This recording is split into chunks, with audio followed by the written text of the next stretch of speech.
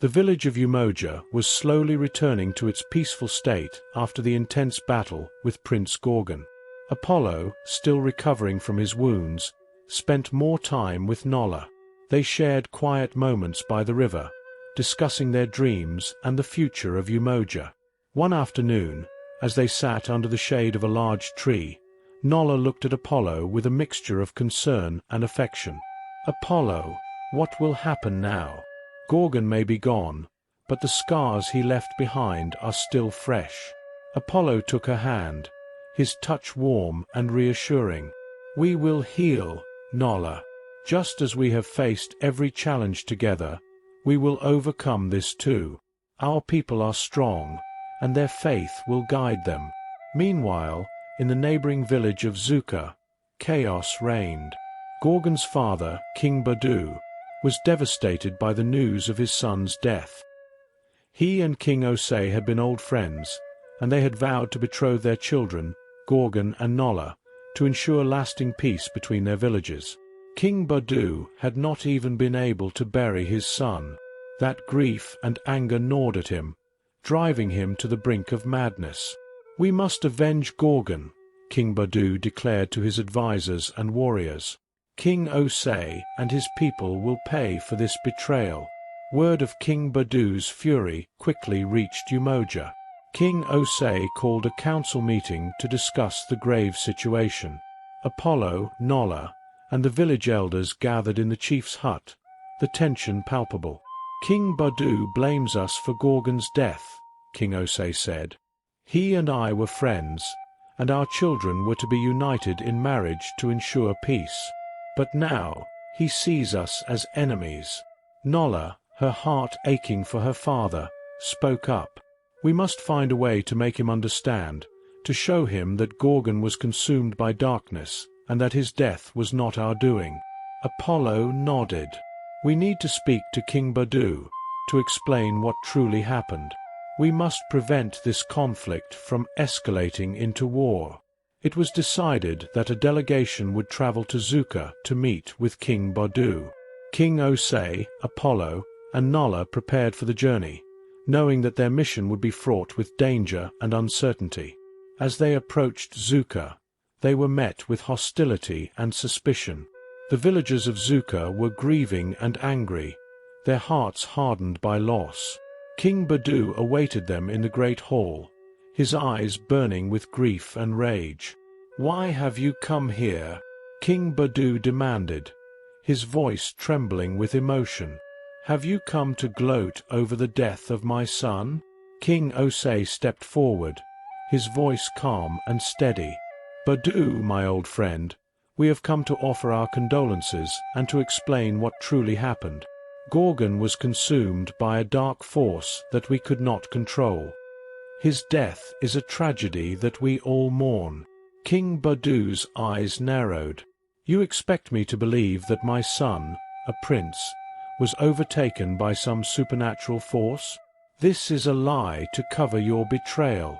Nola, her voice filled with compassion, addressed King Badu.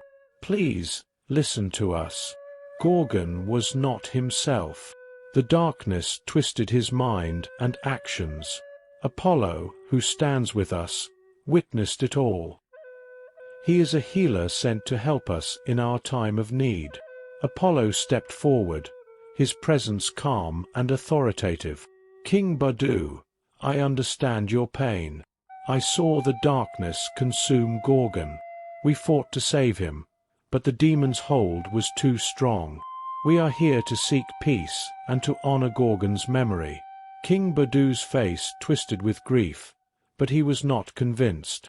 "You speak of peace, yet my son is dead. How can there be peace when my heart is filled with vengeance?" Before they could respond, a group of warriors loyal to King Badu entered the hall, their faces set with determination. Cato, the fiercest among them, spoke up. "King Badu, we must avenge Prince Gorgon. Let us strike at Umoja and bring them to their knees."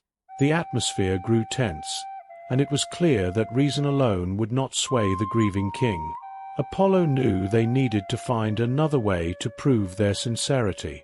"King Badu," Apollo said, his voice strong, "allow me to demonstrate my healing powers. Let me help your people as I have helped Umoja. Let us work together to heal the wounds left by this tragedy." Reluctantly, King Badu agreed. "Very well, but know this. One wrong move, and your lives are forfeit." Over the next few days, Apollo and Nola worked tirelessly to heal the sick and injured in Zuka. Slowly, the villagers' hostility began to wane as they saw the genuine compassion and skill of Apollo and Nola. King Badu watched from a distance, his heart conflicted. One evening, as Apollo was tending to a wounded child, King Badu approached him. "You truly are a healer," he said, his voice filled with a mixture of awe and sorrow. "But my son's death still haunts me." Apollo looked at him, understanding the depth of his pain. "The darkness that took Gorgon was beyond any of us, but we can honor his memory by ensuring that his death does not lead to more suffering." King Badu's eyes filled with tears. "I miss my son. I wanted so much for him."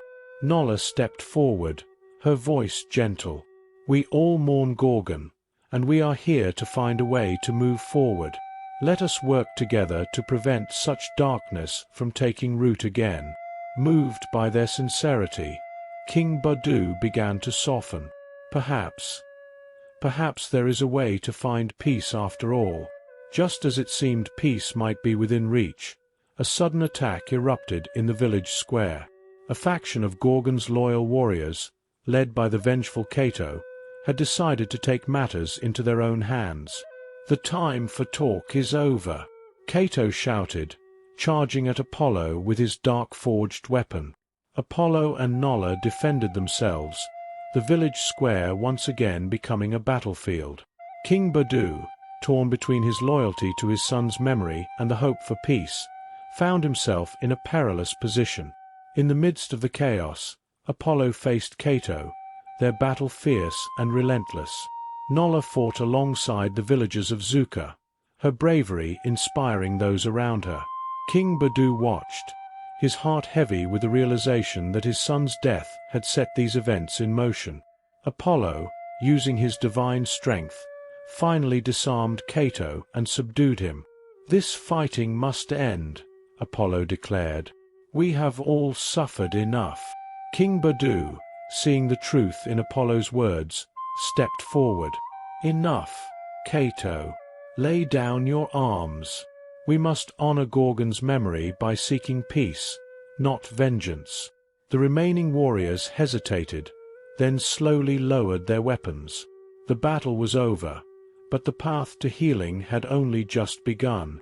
As the dust settled and the villagers began to tend to their wounds, a chilling silence fell over the village. Nola approached Apollo, relief in her eyes. "We did it, Apollo. We brought peace." Just then, an eerie wind swept through the village, and the ground beneath them began to tremble. The sky darkened, and a sense of foreboding filled the air. From the shadows emerged a figure cloaked in darkness, eyes glowing with malevolence.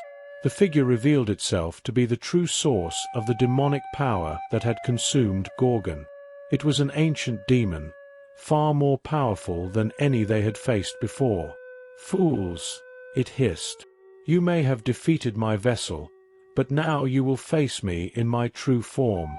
King Badu, realizing the gravity of the situation, turned to Apollo. "We must unite our villages to face this new threat. The battle is far from over." Nola, standing beside Apollo, felt a chill run down her spine. "What do we do now, Apollo?" Apollo, his eyes steely with determination, replied, "We fight. Together." The village of Umoja was in a state of high alert. The revelation of the ancient demon had sent shockwaves through both Umoja and Zuka. The villagers, though shaken, were determined to stand united against this new threat. King Osei and King Badu worked tirelessly to strengthen the alliance between their villages, knowing that their combined strength was essential. Apollo and Nola spent their days preparing for the impending battle, training the villagers and reinforcing their defenses. The sense of urgency was palpable, and everyone knew that the true test of their courage and faith was yet to come. One evening, as the sun set over the horizon, Apollo and Nolla stood on a hill overlooking the village. "The demon will come soon," Apollo said, his voice filled with resolve. "We must be ready." Nolla nodded, her heart heavy with the weight of the responsibility.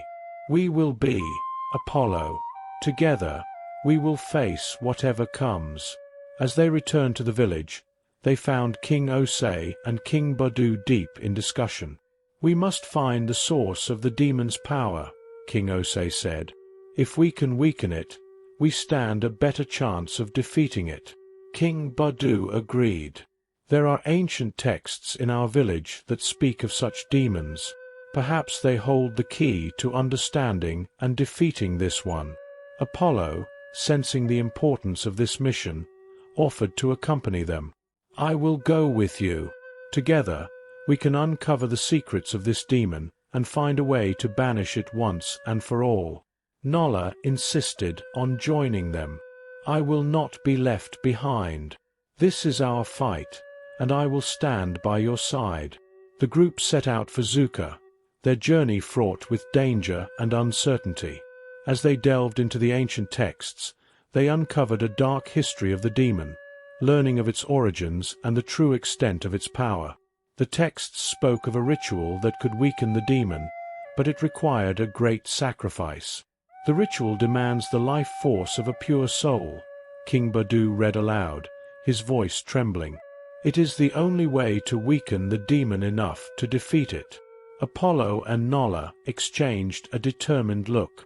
"We will find another way," Apollo said firmly. "There must be a way to weaken the demon without sacrificing a life." As they continued their research, the demon's attacks grew more frequent and violent. Villagers were injured, homes were destroyed, and fear began to spread. The pressure was mounting, and the urgency to find a solution became more critical. In the midst of their search, Nolla discovered a hidden passage in the texts, one that spoke of an ancient artifact capable of amplifying divine powers. "This artifact could be the key," she said, her eyes shining with hope. "If we can find it, Apollo's powers might be enough to defeat the demon without the ritual." With renewed determination, they set out on a perilous journey to locate the artifact. Their path was treacherous, filled with challenges and trials that tested their resolve and unity. Along the way, they encountered allies who joined their cause, strengthening their ranks and bolstering their spirits. One evening, as they set up camp in a secluded valley, Apollo gathered everyone around the fire. "We are close," he said, his voice filled with confidence. The texts spoke of a cave hidden within the mountains, where the artifact rests. "We must be prepared for whatever trials guard it." Nolla, her eyes reflecting the flickering flames, nodded. "We must remain vigilant. The demon will not let us reach the artifact without a fight." King Osei and King Badu agreed, their faces set with determination. "We will face whatever comes together," King Osei declared. "Our people depend on us." The next morning, they continued their journey, guided by the ancient texts and their unwavering resolve. As they ascended the mountain, they encountered various obstacles: rock slides, hidden traps, and fierce creatures that seemed to guard the path. But each challenge only strengthened their resolve and unity. After days of arduous travel, they finally reached the entrance of the cave. It was a dark, foreboding place, with ancient symbols carved into the stone. Apollo stepped forward, sensing the powerful energy emanating from within. "This is it," he said. "The artifact lies inside." As they ventured into the cave, the air grew colder, and the darkness seemed to press in around them. They could feel the presence of the demon, its malevolence lurking just out of sight. Apollo led the way, his healing light illuminating the path. Deep within the cave, they found a chamber filled with ancient relics and scrolls. In the center, on a pedestal of stone, lay the artifact. It was a small, intricately carved crystal, glowing with a soft, ethereal light. Nolla approached it cautiously. "This is it," she whispered. "The artifact that can amplify divine powers." Just as they reached for the artifact, a chilling laughter echoed through the chamber. The demon's presence filled the room, its dark form materializing before them. "You think you can defeat me with that trinket?" it hissed. "You are fools." Apollo stepped forward, his voice calm and resolute. "We are not afraid of you. We stand united, and our faith is stronger than your darkness." The demon roared, its form shifting and growing more menacing. "I will destroy you all." A fierce battle ensued, with Apollo and Nolla using the artifact to amplify their powers. The villagers, led by King Osei and King Badu, fought bravely against the demon's minions. The chamber shook with the intensity of the conflict, ancient relics shattering and falling to the ground. In the midst of the battle, Nolla realized that the artifact required a wielder with a pure heart to unlock its full potential. "Apollo," she called out, "the artifact needs you to channel its power. Only you can wield it." Apollo grasped the artifact, feeling its energy surge through him. His healing light intensified, becoming a brilliant beacon of hope. He faced the demon, his eyes filled with unwavering determination. With a powerful incantation, Apollo channeled the artifact's energy, directing it at the demon.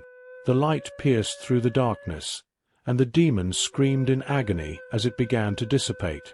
But the battle was not over yet. As the demon weakened, it launched a final, desperate attack. A dark tendril shot towards Nolla, aiming to take her down. Apollo, seeing the danger, leapt in front of her, using the last of the artifact's energy to shield her. The tendril struck Apollo, and he fell to the ground, the artifact's light fading.